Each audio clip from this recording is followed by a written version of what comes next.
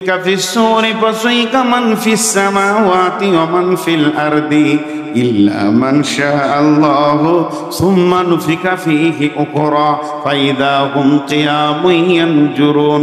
ইসরাফিল প্রথম সুর ফুঁকবে, ইসরাফিল দ্বিতীয় সুর ফুঁকবে। প্রথম সুর যখন ফুঁকবে পৃথিবীটা ধ্বংস হয়ে সমস্ত মানুষ মাটি চাপা পড়ে যাবে। গাছপালা, জমি জায়গা, ঘর বাড়ি, অট্টালিকা, বড় বড় টাওয়ার, ফ্ল্যাট কিছুই থাকবে না। রেল স্টেশন, নদী নালা, খাল বিল একটা রুটির খোলার মতো ময়দান হয়ে যাবে। সমস্ত মানুষ যারা কবরে আছে কবরে থাকবে, আর যারা বেঁচে আছে তারা কবর অটোমেটিক তাদের হয়ে যাবে, মাটি চাপা পড়ে যাবে। তারপরে দ্বিতীয় সুর যখন ইসরাফিল ফুঁকবে সবাই কবর থেকে উঠবে।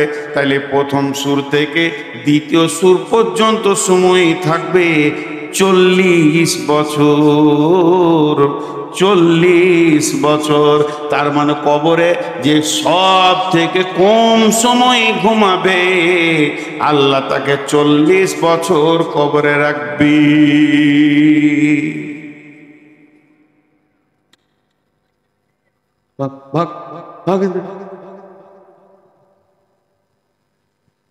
মাথা গরম করতেছে তো 40 বছর কবরে থাকবে। হাজি কবরে যাব না, খালি একজন বলেন। মাঝে একটা কথা বলি, কবরের আরেকটা নাম আছে আলামে বারজাখ। ওই সময়কালটাকে বারজাখ বলা হয়েছে, মৃত্যুর পরের জীবন আর হাসরে মাঠে উঠার জীবন। বারজাখ শব্দটা কেন বললে, সবাই কবর পাবে না। আমরা যতজন আছি কজনের কপালে কবর আছে না নাই? কাউকে হয়তো পানি জাহাজে ডুবে মরে গেছে, কারো লাশ গুম হয়ে গেছে, কাউকে পুড়িয়ে দিয়েছে গাড়ি সহ আগুন লাগিয়ে, কাউকে হাঙ্গড়ে গিলেছে, কাউকে গুম করে দেওয়া হয়েছে, কারো লাশকে বস্তায় ভরে পচিয়ে দেওয়া হয়েছে। আর হিন্দু ভাইদের চিতাতে পোড়ানো হচ্ছে, বর্গীদের সুধা করে পুঁতে দেয়, খ্রিস্টানদের পূর্ব পশ্চিম সমাধি করে, আর একটা জাতি আছে বসিয়ে রেখে তাকে পুঁতে দেয়। বিভিন্ন রকম করা হচ্ছে পৃথিবীতে। শুধু মুসলিমরাই কবর দেয় তাই না, ইহুদিরা দেয়, তাদের মতো তারা দেয়। তাই যে তার জন্য আল্লাহ নবী বলছেন এই সময়টাকে বারজাখ কাল বলে। আল্লাহ রসুল বলছেন বিসমিল্লাহির রহমানির রহিম, ইদা ওয়াদিয়াল মাইয়াতু ফিল কবরি আতাহু মালাকানে ফায়াকুলানে মান রাব্বুকা মা দীনুকা ওয়া মান নাবিয়ুকা। ইদা ওয়াদিয়াল মাইয়াতু ফিল কবরে, যখন মাইয়াতকে কবরে রেখে দেয়া হয়, আতাহু মালাকানে, তখন দুইটা ফেরেশতা আছে। তারা দুইজনা একই সঙ্গে বলে, একা একা বলে, একজন শুনে তা নয়, দুইজন দৌত কণ্ঠে বলে, ফায়াকুলানে মান রব্বুকা, তোমার রব কি, মা দীনুকা, তোমার দিন কি, মান নবিয়ুকা, তোমার নবীকে। আল্লাহ নবী বলছেন এই প্রশ্নটা শুধু মুসলিমদের হবে তা নয়। চিতাতে যখন মানুষকে শোয়ানো হয়, ওকে আগুন দেওয়ার আগে ওই প্রশ্ন ওর হয়ে যাবে। বর্গীদের পোঁতা হয়, খ্রিস্টানদের সমাধি হয়, যত রকম হবে না হোক না কেন, মরার পরে বিদায়ের সময় তার সেই প্রশ্নটা হয়ে যাবে। ইয়ার আল্লাহ নবী বলছেন এই 3টি প্রশ্ন থেকে পৃথিবীর কোনো মানুষ বাদ যাবে না। আল্লাহর নবী পরিষ্কার বলে দিয়েছেন, ইদা ওয়াদিয়াল মাইয়াতু ফিল কবরি আতাহু মালাকানে ফায়াকুলানে মান রাব্বুকা মা দীনুকা ওয়া মান নাবিয়ুকা। একটি মজার কথা কি, এখানে একটা মাইয়াত হয়েছে, জি, লাশটা এখানে পড়ে আছে।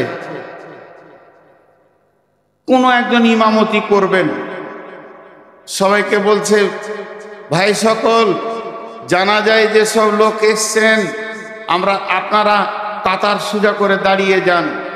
সব দাঁড়িয়ে গেল। যতটি লোক এসছে সবারই ধারণা আমরা বিদায় দিতে এসছি একটা লোককে। সবারই ধারণা হাজী সাহেব মারা গেছেন, ওকে বিদায় দিতে এসছি।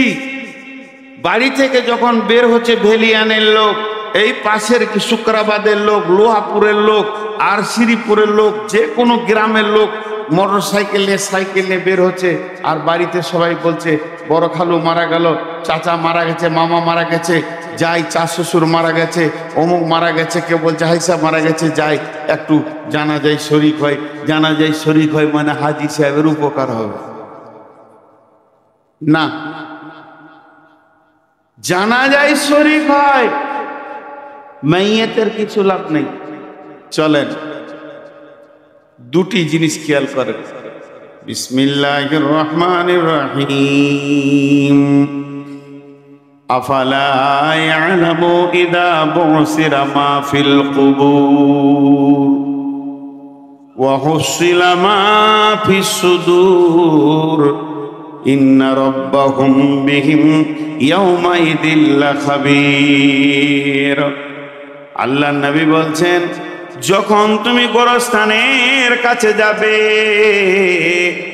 আপনাদের পেছনে গোরস্থান রয়েছে, তো ওখানে গিয়ে বলো আসসালামু আলাইকুম ইয়া আহলাল কুবুরি ইয়া আহলাদ দিয়ার ইয়াগফিরুল্লাহু লানা ওয়া লাকুম ওয়া আনতুম সালাফুনা ওয়া নাহনু বিল আসরি।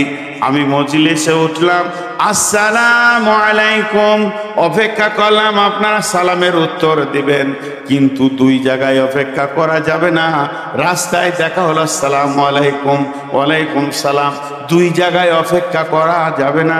একটা হলো যখন মসজিদে ঢুকবেন, ওয়াসসালাতু ওয়াসসালামু আলাইকা ইয়া রাসূলুল্লাহ, আল্লাহুম্মা ইফতাহলি আবওয়াবা রাহমাতিকা, ডান পাট আগে দিয়ে আসসালামু আলাইকুম বলে ঢুকে গিয়ে মসজিদের প্রথম ইবাদত হচ্ছে 2 রাকাত সালাত, 2 রাকাত তাহিয়াতুল মসজিদ পড়ে নাও। তাহলে এখানে জানো যে আল্লাহর কোনো ফেরেশতা, কোন নেক বান্দা, কোন জিন আছে, মসজিদে গিয়ে তুমি সালাম দাও, সালামের উত্তর ঠিক দেনেওয়ালা আছে, উত্তরের অপেক্ষা তুমি করিয়া না। আর যখন তুমি কবরস্থানে যাবে, গোরস্থানে তুমি সালাম দাও, সালাম দাও মানে ওখানে সালামটা হয়ে যাবে দিয়া, হে কবরবাসী, ও যত মৃত্যু ব্যথিত কবরবাসী শুয়ে রয়েছে, তোমাদের আত্মারা মৃত্যু যন্ত্রণা সহ্য করে নিয়েছে, এখন নীরব নগরে শুয়ে আছো, আমি একজন জীবিত তোমাদেরকে দোয়া দিছি, তোমাদের উপরে আল্লাহর শান্তি বর্ষিত হোক, আল্লাহ তোমাদেরকেও মাফ করুন, আমাদেরকেও মাফ করুন। তোমরা আগে এসেছো, তোমাদের সময় কাল আগে ছিল, তোমরা আগে পৌঁছে গেছো, আমরাও পেছনে পেছনে তোমাদের এই জায়গাতেই আসবো। একটা আপনাদের বীরভূম জেলাতে একটা গোরস্থানে লেখা আছে, এই রকম মেন রাস্তা, আমি জায়গাটার নাম বলবো না, এই রকম ন্যাশনাল রোডের ধারে বিরাট বড় গোরস্থান, লেখা আছে 3 লাইন কথা।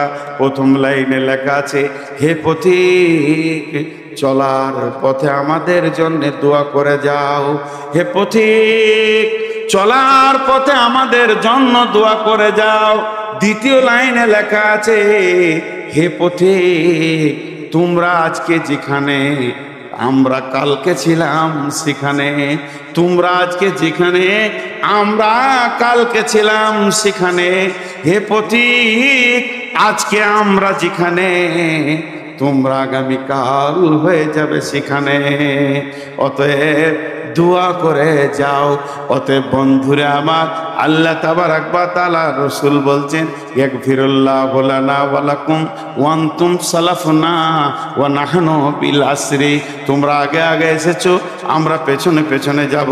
এবার একটা এখানে লাশ পড়ে আছে, আমি ইমামতি শুরু করেছি, দোয়া করতে শুরু করলাম, আল্লাহুম্মা গফির লিহাইয়িনা ওয়া মাইতিনা ওয়া শাহিদিনা ওয়া গায়বিনা ওয়া সাগীরিনা ওয়া কাবীরিনা ওয়া যাকারিনা ওয়া উনসানা, আল্লাহুম্মা মান আহইয়াতাহু মিন্না ফাহি আলাল ইসলাম ওয়া মান তাওফায়তাহু মিন্না ফাতাওফাহু আলাল ঈমান। 10টা কথা বললাম, আল্লাহুম্মা গফির লিহাইয়িনা, প্রথম দোয়া করলাম যত জীবিত আছে আল্লাহ তাদেরকে তুমি মাফ করো। আগে জীবিত এসেছি মাইয়াতকে দাফন করতে, দোয়া দিছি জীবিতদেরকে। দ্বিতীয়বারে বললাম, ও মাইতিনা, মৃত্যু ব্যক্তিকে তুমি মাফ করো। ও শাহিদিনা ওয়া গায়বিনা, যে হাজির আছে তাকে মাফ করো, যে গায়েব আছে আসতে পারেনি তাকে মাফ করো। ওয়াদাকা সাগিরিনা ওয়া কাবিরিনা, ছোটদের মাফ করো, বড়দের মাফ করো। ওয়াদাকারিনা ওয়া উনসানা, পুরুষকে মাফ করো, নারীকে মাফ করো। তাহলে কাদের জন্য দোয়াটা হচ্ছে দেখেন, মৃত্যু ব্যক্তিকে শুধু একবার বলা হয়েছে, পাকা সুদারু মরেছে, পাকা সুদারু মরেছে। আর পৃথিবীর লোক এসে জানাজা পড়বেও জান্নাত চলে যাবে, কোনো দিন হবে না। যেমন আমল করবে তেমন যাবে। মানুষ মরে গেলে আমলের লাইন কেটে যায়। অতএব বন্ধুরে, কবর এমন একটি জায়গা, কবরে যাওয়ার আগে কবরের পূর্ব পরিস্থিতি তৈরি করে নিতে হবে।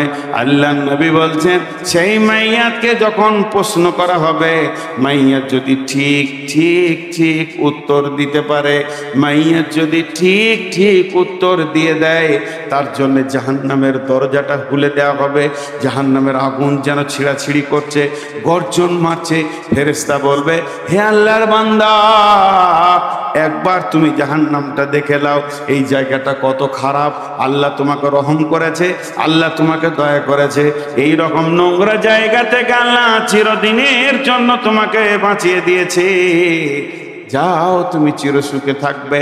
আর যদি উত্তর না দিতে পারে, জান্নাতটা এক ঝলক দেখে দিয়ে বলা হয়, হতভাগা বদনসিব রে, এত সুন্দর জায়গা থেকে বঞ্চিত হয়ে গেলি বদ আচরণের কারণে। কবর একটা জায়গা, কবর একটা জগৎ। আমাজান আয়েশা বলছেন, আমি বাড়িতে আছি, একটা ইহুদিদের মেয়ে আসলো আমার কাছে ভিক্ষা চাইতে, ইহুদিদের মেয়ে। তো আমাকে বললো, আম্মাজান আয়েশা, বাড়িতে কিছু আছে, আমাকে দেন। তো আমি গোটা ঘরে দেখলাম কিছু নাই ইয়া রাসূলুল্লাহ। দুটো খেজুর ছিল, ওর হাতে দিলাম। তো খেজুর দুটো যখন ও হাতে পেল, তো আমাকে দোয়া দিল, আল্লাহ যেন তোমাকে কবরে আযাব থেকে মুক্তি দান করেন, কবরে আযাব থেকে মুক্তি দান করেন। আম্মাজান আয়েশা বলছে, আমি অবাক হয়ে গেলাম, কবরে আযাব হবে নাকি, কবরে আযাব হবে নাকি? এতক্ষণ মধ্যে কিছুক্ষণের পরই রাসূলুল্লাহ সাল্লাল্লাহু আলাইহি ওয়াসাল্লাম বাড়িতে ফিরলেন। আমি এই ঘটনাটা বললাম, ইয়া রাসূলুল্লাহ, একটা ইহুদিদের মেয়ে ছিল, আমি তাকে দান করেছি, খেজুরের দিয়েছি, সে আমাকে দোয়া দিয়েছে, আল্লাহ তোমাকে কবরের আযাব থেকে মুক্তি দান করুন। তাহলে কি কবরে আযাব হবে? আল্লাহ নবী বললেন, আযাবাল কবরি হাক্কুন, আযাবাল কবরি হাক্কুন, কবরের আযাব হচ্ছে সত্য সত্য সত্য সত্য, কবরে আযাব হবেই হবে। এরপরে আম্মাজান আয়েশা বলছেন, আমি ফলো করেছি, তীক্ষ্ণ দৃষ্টিতে শ্রুতিতে আমি শুনেছি, রাসূলুল্লাহ সাল্লাল্লাহু আলাইহি ওয়াসাল্লাম যত নামাজ পড়তেন ঘরে, প্রত্যেকটি নামাজ, নফল হোক, তাহাজ্জুদ হোক, সুন্নত হোক, যত নামাজ বাড়িতে পড়েছেন, প্রত্যেকটি নামাজের শেষে আল্লাহর নবী কবরে আযাব থেকে আল্লাহর কাছে মুক্তি চেয়েছেন। আমি খেয়াল করে দেখেছি। আর ওই দোয়াটা এমন একটি দোয়া, আল্লাহর নবী আজও দিয়ে চলে গেছেন আমাদেরকে। আমরা যখন তাসাহুদে বসে থাকি, সালাম ফেরার আগে শেষ তাসাহুদ যেটা, তখন কবরে আযাব থেকে মুক্তি যায়। আল্লাহুম্মা ইন্নী আউযু বিকা মিন আযাবিল কবরি ওয়া আউযু বিকা মিন ফিতনাতিল মাসিহিদ দাজ্জালি, আল্লাহুম্মা ইন্নী আউযু বিকা মিনাল মাহিয়াই ওয়াল মামাতি, আল্লাহুম্মা ইন্নী আউযু বিকা মিনাল মাসামি ওয়াল মাগরাম। তো প্রথমেই বলা হয়, আল্লাহুম্মা ইন্নী আউযু বিকা মিন আযাবিল কবরি, হে আল্লাহ, তুমি আমাদেরকে কবরে আযাব থেকে মুক্তি দাও। একটা প্রশ্ন আমি নিজেই করব, নিজেই উত্তর দিব। আহলে কোরআন বলে একটা গোষ্ঠী বেরিয়েছে, সারা বিশ্বে এরা বিভ্রান্তি সৃষ্টি করেছে। এরা বলছে হিসাব তো হবে কিয়ামতের দিন, তো কবরে আযাব হবে কেন? কি যুক্তি দিয়েছে দেখেন, হিসাব তো হবে কিয়ামতের দিন, তো হিসাবের আগে আযাব হবে না। হিসাব হয়ে আমি মুজরিম এটা সাব্যস্ত হবে, প্রমাণ হবে আমি মুজরিম, আমি দোষী, আমি গুনাহগার, তারপরে আযাব চালু হবে, আর কবরে আযাব শুরু হবে, আর কিয়ামতের দিন হিসাব হবে। এটা কেমন কথা ভাইয়া? কবরের আযাব আযাব, কিয়ামতের আযাব আযাব, বেশ শাক আযাব। আযাব মানে আযাব, আযাবের অবিধানিক অর্থ আযাব, কষ্ট। কিন্তু কবরে আযাব সত্য। তাহলে আগে হবে কেন? একটা উদাহরণ দিব। আমার বাড়ি আপনার ভেলিয়ানে, আমি এখানে থাকি, এটা আমার বাড়ি। আমার বাড়ি থেকে দূরে একটা মুদিখানা দোকান আছে। আমি দেশ বিদেশে ঘুরি, ঘরে কম থাকি, ওই দোকানে আমি 12 মাস মাল খাই। সেখানে আমার একটা খাতা আছে, মাল আনি দেয়, সে দেয়, আমার কাছে টাকা চাই না, মাসের শেষে পেমেন্ট করে দিই, আবার কখনো 2 মাসে করি, এইটা চলে। একটা কথা বলে, আমি দোকানদারকে বলছি, ভাই মনে হয় 3 মাস আপনাকে টাকা দিইনি, কতদূর কি হলো? আমার তো আইডিয়া হচ্ছে যা খেয়েছি তাতে 40-এর ঘর ঢুকে গেল নাকি। তা দোকানদার হাসতে হাসতে বলছে, মৌলানা আপনি খান, অসুবিধা কি আছে, খান। তা আমিও একটু ব্যস্ত, তো হিসাবটা এই এপ্রিল মাসের শেষে বসবো কিংবা মে মাসের 10 তারিখে বসবো। হিসাবের একটা ডেট হয়ে গেল, হিসাবের দিন হয়ে গেল। তারপরও আমি মালদা যাচ্ছি জালসা করতে, পকেট থেকে একটা 20,000 টাকার বান্ডিল ওর টেবিলে নামিয়ে দিলাম, এটা জমা করে দেন। আচ্ছা, ওইটা যদি জমা করে লাই, ওর কি অসুবিধা আছে কিছু? জি ভাই, অসুবিধা আছে। আমি আইডিয়া করছি 50-60 হাজার হয়ে যাবে, তো 20-30 হাজার টাকা দিয়ে গেলাম। হিসাব হচ্ছে 10 তারিখে। 10 তারিখে বসে দেখছি টোটাল আমার মাল নেওয়া হয়েছে 60,000 টাকা। 60,000 টাকা।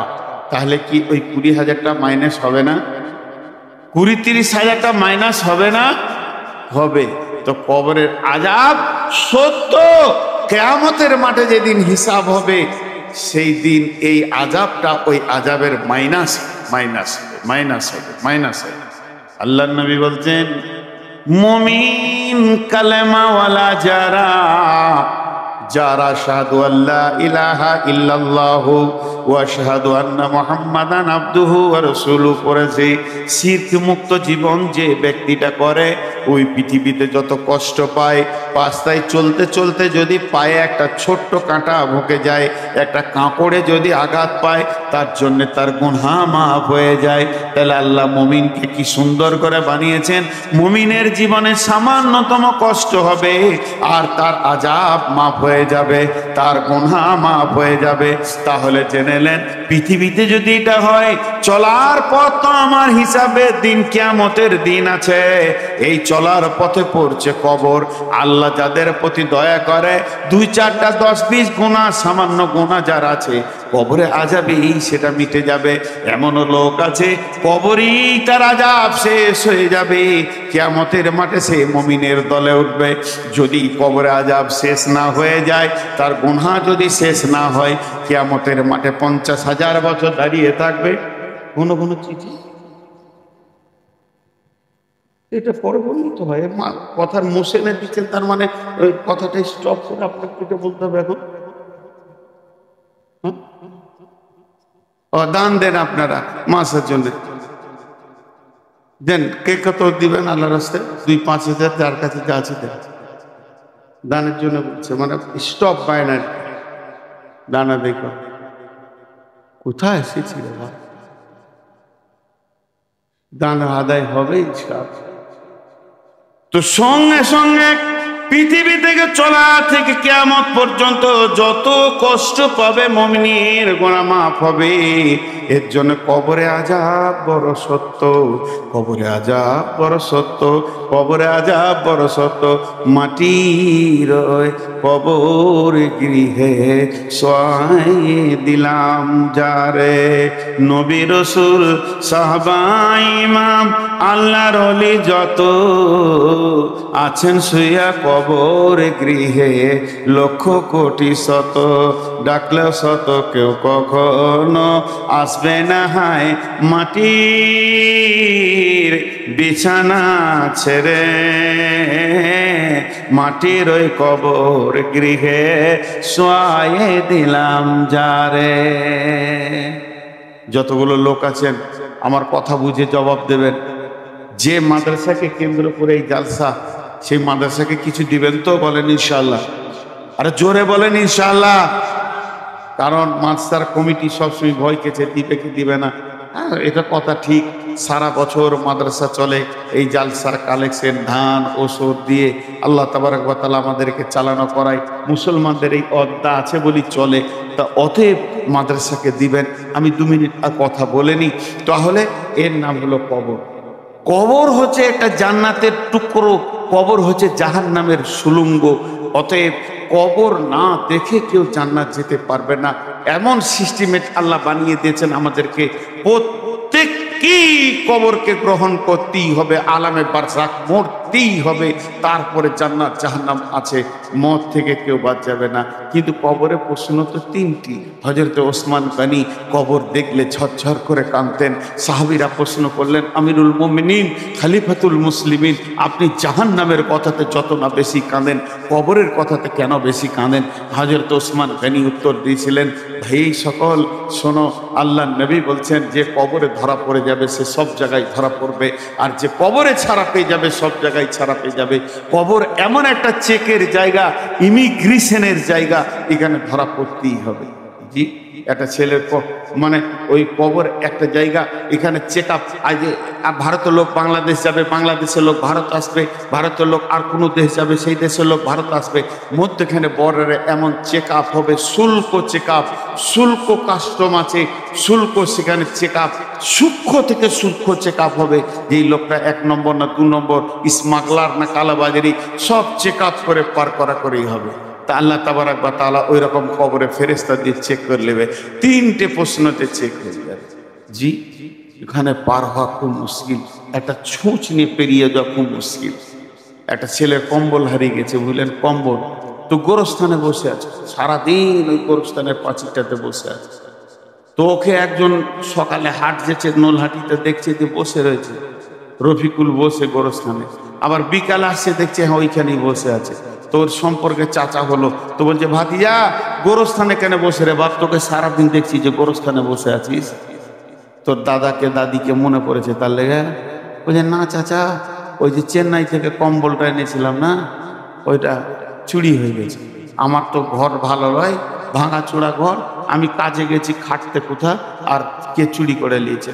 তো তোর কম্বল চুরি করেছে তোর ঘর থেকে চোরে, আর তুই গোরস্থানে এসে বসে আছিস, তা মনে হচ্ছে মরা লোকে চুরি করেছে নাকি? ওরা দিবে? এই বল ভাই, কে নিয়েছিস দিয়ে দে। যেখানে 5টা লোক আছে, জাল সাথে বল একবার মাইকে, আমার কম্বলটা, লাল কম্বল নিয়ে চোখে দিয়ে দাও। তো কবরস্থানে বসেছি, খ্যাপা নাকি তুই? ও তখন ওর চাচাকে বলছে, খ্যাপা আমি লয়, খ্যাপা তুমি। কেন? বলে, তারতেও হাঁপ, দৌড়তেও হাঁপ। হাঁপ মানে কি? দৌড়লে হাঁপ লেগে যায়, হিস ফিস করে, ওটাকে হাঁপ। এক কথাই বলছে, তারতেও হাঁপ, দৌড়তেও হাঁপ। আমি আপনার কাছে আম চুরি করেছি একটা, আর আপনি আমাকে লাঠি নিয়ে তেড়েছেন 3 কিলোমিটার। লাভ কি হলো আপনার? আমি যতটা দৌড়েছি আপনি ততটা দৌড়েছেন। চোরও যতটা দৌড়েছে, বাড়ির মালিক অতটাই দৌড়েছে। তার থেকে আমি আম পেয়েছি 50 হাত দূরে ছিলাম, এটাই পার্থক্য। তা লাভ কি হলো? যে মালিক হয়েও তাকে ধরতে হলো, তা লাভ কি হলো? ও তো বলছে, চাচা আপনি খ্যাপা আছেন, আমি খ্যাপা লই, তার তো হাঁপ, দৌড়তেও হাঁপ। আমি কম্বলওয়ালার পিছনে কেন দৌড়বো?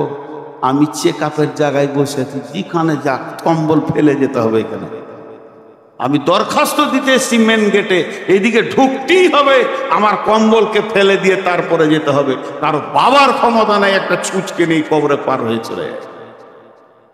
4টিখানি কথা নয়, জমি জায়গা সব দাবিয়ে দিচ্ছি, সব ওখানে শুল্ক বেরিয়ে যাবে। কিন্তু শুনেলেন, হযরত ওসমান বলছেন, কবরে যে বেঁচে যাবে সব জায়গায় বেঁচে যাবে। কথাটা একবার সত্য নয়, 2 বার সত্য নয়, 1000 বার সত্য, লাখো বার সত্য। তাহলে কবরে প্রশ্ন কয়টা হবে? কবরে প্রশ্ন হবে 3টি। মান রব্বুকা, মা দীনুকা, মান নবিয়ুকা। তাহলে আমার প্রশ্ন হলো, আমার আবার মনে প্রশ্ন তৈরি হলো, এত নামাজ পড়ে কি হবে, এত রোজা রেখে কি হবে, এত রাতে তাহাজ্জুদ পড়ে কি হবে? না চুরি করো না, ডাকাতি করো না, বেঈমানি করো না, খবরদার না, এই করো না, ওই করো না, সব যার যা মন যাবে করে যান। আর 3টে প্রশ্নের উত্তরটা মুখস্থ করলেন, ভেজাল চুকে যাবে। ফেরেশতা বলবে, মান রব্বুকা, আমি বললো রব্বি আল্লাহ। মা দীনুকা, দীনুল ইসলাম। মান নবিয়ুকা, তোমার নবীকে, নবী মুহাম্মদুর রাসূলুল্লাহ সাল্লাল্লাহু আলাইহি সাল্লাম। ফেরেশতা বলবে, জান্নাতে দিয়ে দাও। উত্তর ঠিক আছে, বুঝলি? সারা জীবন সুদ খাও, চুরি করো, লম্পটি করো, জুয়া খেলো, তাস খেলো, যার যা মন যাবে করো, প্রশ্ন তিনটে খালি মুখস্থ করে নিতে হবে ছেড়ে, যেন ভুল না হয়। তাই যদি হতো বুদ্ধি দিয়ে পার হয়ে যাওয়া, একটা মৌলবি জাহান্নাম যেত না, সব মুখস্থ আছে। 2 বছর যে মাদ্রাসা দেখেছে তার মুখস্থ হয়ে গেছে কবরের প্রশ্নের উত্তর। আমি তো বাচ্চাকে মুখস্থ করেছি যখন মাদ্রাসায় 1-2 বছর থেকেছি। এই যাও মান রব্বুকা রব্বি আল্লাহ, মা দিনুকা দিনুল ইসলাম, মান নবীকা নবী মোহাম্মদ রাসূলুল্লাহ সাল্লাল্লাহু আলাইহি সাল্লাম। তাহলে আমাকে আর কে আটকায়? আমাকে কে আটকায়? জি, একটা ছোট্ট গল্প আবার শোনাবো। এক বুড়ি মানুষ মানে মুরব্বী। আমার মাকে আমার খুব কম মনে পড়ে। আমার মা আমাকে 5 বছর 6 বছরে রেখে দুনিয়া থেকে চলে গেছেন আল্লাহর ডাকে। আমার মাকে আল্লাহ জান্নাত নসিব করুন। কিন্তু আমার চাচিকে খুব মনে পড়ে। তো চাচির কাছে যখন বসতাম, খুব মুরব্বী মানুষ, সাদা সিধে মানুষ ছিল, কোনো প্যাঁচ বুঝতো না। তো ও বসলি একটা কথা বলতো, কি কবরে জবাব দিব? ওর আখেরাত ফাকেরাত অত হাদিস মুখস্থ নেই। কবরে কি করে জবাব দিব রে বাবা? কবরে কি করে? ওর একটা জিনিস মনে পড়তো, তাহলে কবরকে ভয় করে। একরকম ওই রকম মুরব্বী মানুষ, বুড়ি মানুষ, ওর বয়স 70 বছর হয়ে গেছে। তো ও খালি কবরকে নিয়ে চিন্তা করে, কবরে কি জবাব দিব? কবর। ওর পেটের বেটা ল নিয়ে পড়তে গেছে, আইন পড়তে গেছে, তর্ক পড়তে পড়তে নাস্তিক হয়ে গেছে। ওর পেটের বেটা বলছে আল্লাহ নাই, আখেরাত নাই, কিয়ামত নাই, কবরে আযাব নাই, যে যা পারি করে নেবে। মা বড় ইমানদার আর বেটা হলো নাস্তিক। এবার বেটাকে তো মা খেতেই দিবে। মা খেতে দিচ্ছে, সকালে উঠে কোর্ট যাবে, তো রুটি দিছে, তরকারি দিচ্ছে, বলছে বেটা নামাজ পড়ে বাবা, কবরে কি জবাব দিবি? তো রুটি খেতে খেতে বলছে তুই বুঝিস না গে, বলা খামা এত তুই বুঝি বল, আমি বুঝি না। ই জানে আর মাথায় কিছুই নেই। মা তো ঘুরিয়ে ঘিরিয়ে একটাই কথা বলছে, কবরে কি জবাব দিবি? 3 দিন কোর্ট বন্ধ আছে। সকালবেলায় উঠে খাতা কলম নিয়ে মসজিদে হাজির। ইমাম সাহেব দেখছে গায়ের পাকা খচ্চরটা আসছে। গোটা দুনিয়া ওকে চিনে যে ইসলাম মানে না, কিছুই মানে না। তাও ইমাম সাহেবকে বলছে, এই ইমাম সাহেব শুনেন, কথাবার্তা দেখেন, আপনারা সব মানুষকে বিভ্রান্ত করে রেখে দিয়েছেন, কি সব খবর খবর বলছেন, খবর কি প্রশ্ন হবে বলেন তো? বলে ইজাউদিয়াল মাইয়াতু ফিল কবরে আতাহু মালাকানে ফায়াকুলানে মান রব্বুকা মা দিনুকা মান নবিয়ুকা। দাঁড়ানা লিখে দিই, মান রব্বুকা মা দিনুকা মান নবিয়ুকা। উত্তর কি হবে? রব্বি আল্লাহ দিনুল ইসলাম সাল্লাল্লাহু আলাইহি সাল্লাম। ও আমরা রাতে মুখস্থ করে নিয়ে, এমন মুখস্থ করেছে, বেরেন ভালো শয়তানের। হ্যাঁ, নাস্তিক কেমনি হয়েছে, বুদ্ধি ভালো, দিয়ে মুখস্থ করে নিচ্ছে। সকালে ঘুম থেকে উঠে বিরাজ করছে। মা জিজ্ঞেস করছে, বেটা ফজর পড়লি কবরে কি জবাব দিই? বলছে শুনেলে, খালি শুনেলে, তোর মুখস্থ আছে কি ঠিক করে বল। মা তো ভেবা খেয়ে যায়, কি বলে কবরে উত্তর হবে মান রব্বুকা রব্বি আল্লাহ মা দিনুকা দিনুল ইসলাম মান নবিয়ুকা নবী মুহাম্মদ রাসূলুল্লাহ সাল্লাল্লাহু আলাইহি সাল্লাম। দেখ আমি মুখস্থ করে নিচ্ছি, তার মানে আমি পেরিয়ে যাবো, আমার পরীক্ষায় পাস। এবার তুই কি করবি দেখ গা, তোর তো মুখস্থ হবে না বুড়ি মাথায়। মা বলছে বেটা রে, তোর পেটে আমি হয়নি, আমার পেটে তুই হয়েছিস। তোর পেটে আমি হয়নি, আমার পেটে তুই হয়েছিস। তাহলে তোকে একটা গল্প শোনায়। 2 বন্ধু ছিল ওই গ্রামে। একটা গ্রামে 2 বন্ধু ছিল। এক বন্ধু একটা ময়না পাখি নিয়েছে, এই বাড়িতে খাঁচাতে রেখে দিয়েছে, আর গোটা গায়ে বলে বেড়াচ্ছে আমার ময়না কথা বলে, আমার ময়না কথা বলে। ওর বন্ধু বলছে তর্ক 1000 টাকা তোকে দিব, তোর ময়না কথা বলে না। বলছে তাহলে চল একটা সাক্ষী নিলে চায়ের দোকানে, চল তোর ময়নাকে দেখতে যাব। সাক্ষীটা যে ময়নার কাছে পৌঁছিয়েছে, তো ময়নাটা বলছে আসসালামু আলাইকুম, কেমন আছেন? সাক্ষীটা বলছে এই তো ঠিকই তো কথা বলছে, 1000 লাগবে। বলে দাঁড়ান না, এবার তুই যা। এবার বাড়ি ময়নার মালিক গেছে, আসসালামু আলাইকুম, কেমন আছেন? তো বেশ কথা বলছে। এই 2 জনাকে যখন বলেছে, এবার ওর পালা পড়েছে। ও বাড়ি থেকে একটা বড় হাঁদা বিড়ালকে ধরেছে, ওকে ভালো করে ঘাটটাকে চেপে রাগিয়ে রেখেছে, আর ব্যাগের ভেতরে নিয়ে গেছে। এবার ময়নাটা কাছে গেছে, ময়না মাথা নামিয়েছে সালাম দিব বলে, আর হাঁদা বিড়ালটাও সামনে তুলে ধরেছে। বিড়ালটা যখন ম্যাও করেছে, তখন পাখিটা ছিটপিট করে খাঁচার ভিতরে চি করে শব্দ উঠেছে। সালাম ভুলে গেছে, কেমন আছেন ভুলে গেছে। একবার তখন বলছে বাবা দেখ তোর ময়না কথা জানে না, বরং বুলি জানে। আর শিখানো বুলি এই বিড়াল দেখে ভুলে গেছে, শিখানো বিলি মনে থাকবে না। তুই যেটা মুখস্থ করেছিস আজরাইলকে দেখলে তুই তো দূরের কথা, তোর বাপেরও মনে থাকবে না। যতই মুখস্থ কর, আজরাইলকে একবার দেখবি, মুনকির নাকিরকে যখন দেখবি তো তো তো তো তো তো তো হা হাল্লাদের ছাড়া কিছুই বলতে পারবি না। কোনো মুখস্থ কাজে লাগবে না, মুখস্থ করে কবরে গিয়ে কাজে লাগবে না। তাহলে কবরে কি করে প্রশ্নের উত্তর দেবেন? এই কথাটা আমি 3 মিনিটের মধ্যে বলবো। 3টে উত্তর কিভাবে দেবেন? আল্লাহ তাবারক ওয়া তাআলা বলছেন, আলাস্তু বিরাব্বিকুম, আমি কি তোমাদের প্রভু নয়? আমরা বলেছিলাম ক্বালু বালা। তাহলে পৃথিবীর শুরু লগ্নে আত্মাদেরকে বানানোর পরে বললেন আলাস্তু বিরাব্বিকুম, আমি কি তোমাদের রব নই? আমরা বলেছিলাম ক্বালু বালা। এই পড়াটা পড়িয়েছেন কে? আল্লাহ। সাবজেক্টটা পড়িয়েছেন কে? আল্লাহ। সেই দিন প্রফেসর ছিলেন কে? আল্লাহ। শিক্ষক ছিলেন কে? আল্লাহ। মুদারিস ছিলেন কে? আল্লাহ। এবার সারা জীবনটা আল্লাহর ওপরে ভরসা করে চলতে হবে। ওয়া আলা রাব্বিহিম ইয়াতাওয়াক্কালুন, আল্লাহর ওপরে যে ব্যক্তিটা ভরসা করে দুনিয়া করবে, যার বিশ্বাস আমার আল্লাহ আমাকে খেতে দেয়, আমার আল্লাহ আমাকে রোগ দেয়, আমার আল্লাহ আমাকে সুস্থ করে, আমার আল্লাহ আমাকে সব দিকটা দেখে, সব কিছু আল্লাহর হাতে। এই চিন্তা করতে করতে করতে করতে যে ব্যক্তিটা মরে যাবে আর কবরে ঢোকার পরে তার প্রশ্ন এসে যাবে মান রব্বুকা, ও তখন বলবে রব্বি আল্লাহ। ওর মনে পড়বে আমার রব আমার আল্লাহ। প্রথম প্রশ্নের উত্তর হয়ে গেল। দ্বিতীয় প্রশ্ন, মা দিনুকা, তোমার দিন কি? তুমি কোন দিনের লোক? তোমার দিন কি? তোমার ইজিম কি? তোমার মতবাদ কি? তোমার আদর্শ কি? কে বলবে আমার দিনের নাম ইসলাম? তার মানে হচ্ছে কি, ইসলামকে যে আঁকড়ে ধরেছে সেই বলবে আমার দিন ইসলাম। এই বোতলে কি আছে? আমি পান করবো? পান করা যাবে কি যাবে না? সবাই মুখ খুলেন, এই বোতলের পানিটা পান করা যাবে কি না? হ্যাঁ, তা এই বোতলে যে কলের পানি এনেছে, একটা ফার্স্ট ক্লাস বোতল, পানিটা পান করা যাবে? দেখ, এ ভুল বলে দিলেন। ডান হাতে ছিল তখন যাবে, বাঁ হাতে যাবে না। এর নাম হলো ইসলাম। ইসলাম যে আইন বলেছে ওই আইনকে সারা জীবন যে মেনে চলবে। ইসলাম আমাকে একটা আইন বলে দিয়েছে। যুবক সবাই খেয়াল করি, ইসলামের আইনকে পুঙ্খানুভাবে মানতে হবে। একটা ছোট কথা বলে দিই, একটা ছেলে একটা মেয়ে প্রেম করেছে, ভালোবাসা করেছে, লুকিয়ে গিয়ে বিয়ে করে নিয়েছে। 4 মাস 6 মাস 1 বছর আসেনি, লুকিয়ে থাকলো। 2 ফ্যামিলি মানেনি। 2 ফ্যামিলি বলছে কাটবো, নদীতে ভাসিয়ে দেবো, বেটি নিব না, ছেলে নিব না। ছেলের বাপ বলছে ছেলে আমার দরকার নেই, ওকে কেটে ফেলে দিব। বেটির বাপ বলছে কেটে ফেলে দিব। যতই রাগ করুক 2 বছর পর দেখবেন বেটি জামাইলে ঘুরছে শ্বশুর। হয় কি হয় না? এটা হয়। তা এবার ওদের যে ইসলামের স্ট্রাকচারে বিয়ে হয়নি, কি করে যে বিয়ে হলো সারা পৃথিবী মানছে না। এবার ওরা যখন বাড়ি এলো 2 বছর পর, মেয়ের বাপ বলছে ফরিদা আমার বেটি, মিজানুর আমার জামাই। মেনে নিয়েছে। মেয়ের মা মেনেছে, মেয়ের বাপ মেনেছে, মেয়ের চাচা মেনেছে, মেয়ের ফুফু মেনেছে, মেয়ের মামা মেনেছে, খালা মেনেছে, ফুল ফ্যামিলি মেনে নিয়েছে, ভাই বোন মেনে নিয়েছে। ঠিক ছেলের বাপ মিজানুর আমার ছেলে, ফরিদা আমার বৌমা।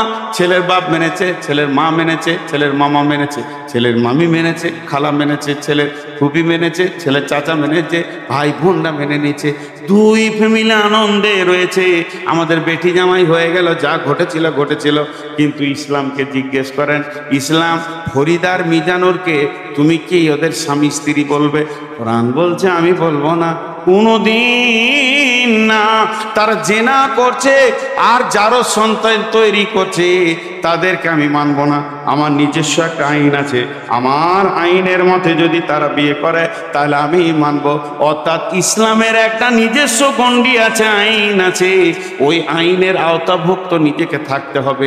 যে ইসলামের আইনের আওতাভুক্ত থাকবে ওই বলবে কবরে আমার দিন ইসলাম।